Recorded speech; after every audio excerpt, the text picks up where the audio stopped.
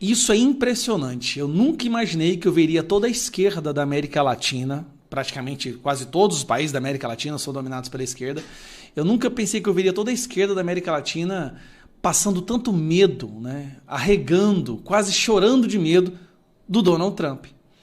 Você sabe que a esquerda da América Latina, eles fizeram primeiro o Foro de São Paulo, e depois eles tentaram criar algo mais institucional, né? Que é a Comunidade dos Países Latino-Americanos e Caribenhos, a CELAC, que faz reuniões temporáticas, né, esporádicas e tal, mas é o Foro de São Paulo institucionalizado. Pois bem, quando houve aquela situação dos deportados e o Gustavo Petro, lá da Colômbia, estufou o peito e disse: aqui não, aqui ninguém vai fazer isso, eu vou lutar bravamente contra o Donald Trump. Donald Trump foi lá, estabeleceu uma tarifa de 25% das exportações da Colômbia, o cara cagou de medo e imediatamente voltou atrás e disse que vai receber todos os deportados caladinhos. A mesma coisa a presidente do México, essa é a extrema esquerda, tá? O presidente do México foi lá e disse: aí vai o Brasil tentou falar alto, mas logo depois percebeu, cara, melhor a gente ficar calado, porque sem os Estados Unidos a gente não sobrevive, é o segundo maior parceiro comercial. E de repente, a presidente de Honduras marca uma reunião de emergência da CELAC, tá bom? Que vai ser quinta-feira. Marcou a reunião, beleza, todos os países da América Latina falaram: vamos nos juntar. O Gustavo Petro estava achando que ele ia mobilizar todos os países da América Latina e todos iam se unir nesse espírito bolivariano com o Maduro ali dentro e que eles iam lutar contra os Estados Unidos. Primeira coisa que aconteceu: o Lula e o Lewandowski viu que aquilo ia dar merda, que não tem condição deles lutarem contra os Estados Unidos agora, ainda mais agora que o Lula quer ser candidato, né, daqui a um ano, e falou que não iam participar da reunião. Não deu um dia, sai essa notícia. Reunião da CELAC é cancelada, mas problema continua para latinos. Se o problema continua, por que a reunião foi cancelada? Vamos ler a matéria. Encontro estava marcado para esta quinta-feira, 30, ou seja, o encontro estava marcado para amanhã, reunião de emergência, né? O comunicado de cancelamento da reunião da CELAC, Comunidade de Estados Latino-Americanos e Caribenhos, veio acompanhado da preocupação com os milhares de imigrantes latinos que moram nos Estados Unidos e podem entrar na mira da deportação.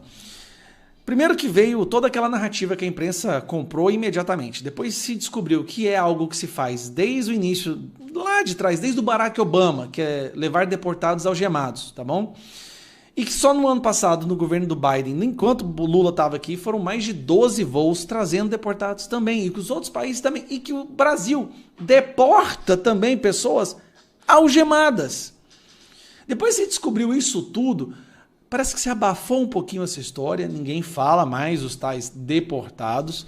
A reunião foi cancelada e os países da América Latina colocaram o rabinho entre as pernas. Olha que curioso, que vergonha. Não foi só um presidente lá da Colômbia ou um presidente ali foram todos os presidentes esquerdistas que acharam que iriam se juntar e bravamente lutar contra o laranjão malvado. Todos voltaram atrás. A reunião foi cancelada porque eles perceberam, cara, não vai nessa reunião.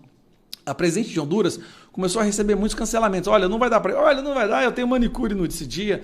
Olha, eu não vou poder ir não, nesse dia aí eu vou ter que bater a cabeça na privada. E ninguém vai. Aí, obviamente, tiveram que cancelar. Por quê? Medo. E o Trump tá certo. Esses países, nós precisamos muito mais dos Estados Unidos do que eles precisam de nós. Na questão de intercâmbio, parceria comercial, não adianta. Por exemplo, nós precisamos muito mais da China do que ela precisa de nós. Muito mais. Essa é uma posição que governos de esquerda ao longo das últimas décadas colocaram no Brasil.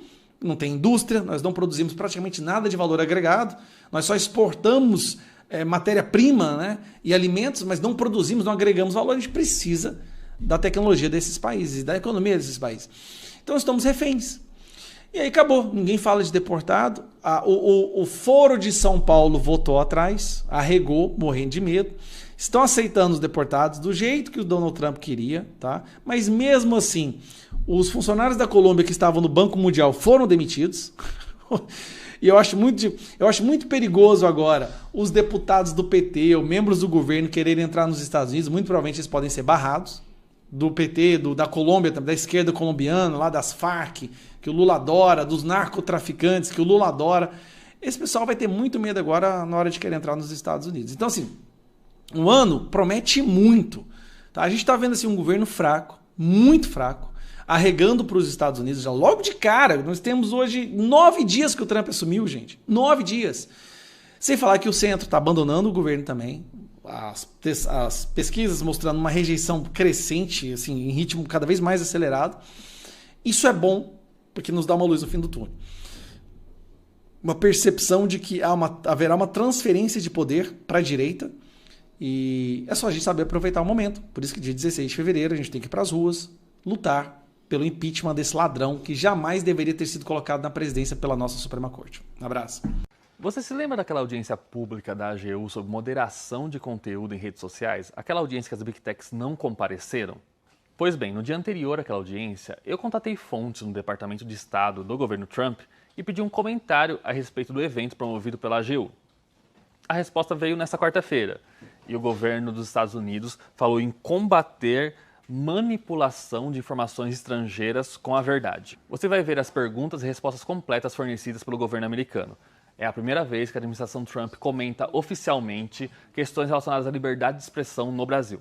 Nós perguntamos como a nova administração dos Estados Unidos vê iniciativas de governos estrangeiros que visam regular ou supervisionar as práticas de moderação de conteúdo de empresas americanas que operam no exterior. O Departamento de Estado respondeu que apoia e defende o direito fundamental dos americanos à liberdade de expressão e combaterá a manipulação de informações estrangeiras com a verdade. Nós também perguntamos se o Departamento de Estado tem alguma preocupação ou posição sobre o equilíbrio entre o combate à desinformação e a proteção dos direitos à liberdade de expressão neste contexto da audiência pública. O órgão afirmou que apoia e defende o direito fundamental dos americanos à liberdade de expressão e que combaterá propaganda inimiga genuína e manipulação de informações estrangeiras com a verdade fundamental de que os Estados Unidos são um país grande e justo, cujo povo é generoso e cujos líderes agora priorizam os interesses centrais dos americanos, respeitando os direitos e interesses de outras nações. Vale lembrar que essa audiência da AGU foi marcada pela ausência das redes sociais. Como mostramos no Metrópolis,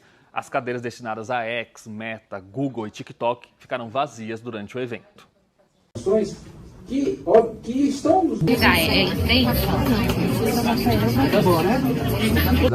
mais segura, mais pacífica para todos os brasileiros. Nós não podemos também desconhecer que as plataformas digitais, para além de entretenimento... Estou dizendo que o governo tem uma ideia de que é melhor do que a população está dizendo que acha que é.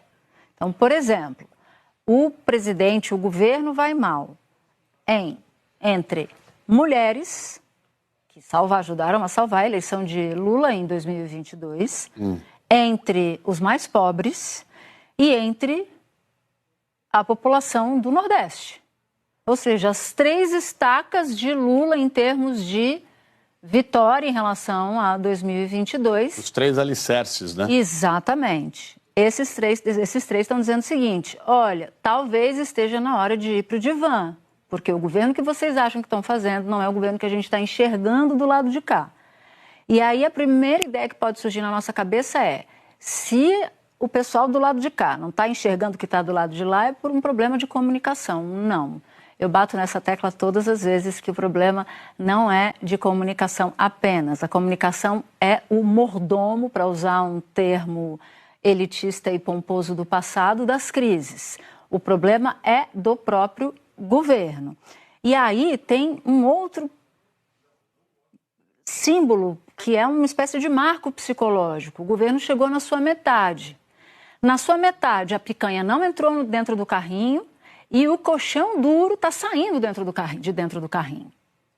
Então, tem aí um efeito psicológico também desse prazo que já passou e agora a gente se aproxima da segunda, a gente já está mais perto do fim do período, deste período Lula, porque pode ser que ele se candidate à reeleição e eventualmente se reeleja, mas deste mandato ele está mais próximo do fim do que está do começo, com um agravante. Se a autoestima do governo continuar lá em cima, ele não vai conseguir ler o porquê a população o está enxergando dessa maneira.